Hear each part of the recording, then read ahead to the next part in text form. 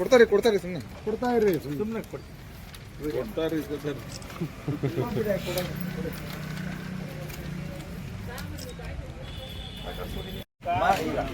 ನೋಡಪ್ಪ ನಮ್ಲಿ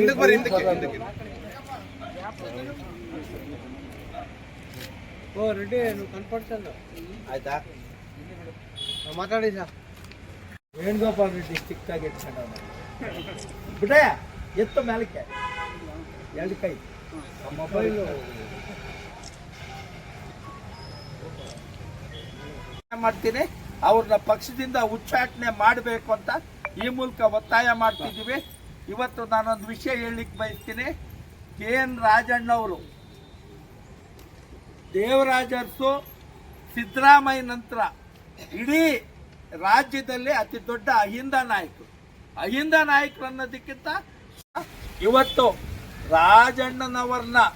ಸಚಿವ ಸಂಪುಟಕ್ಕೆ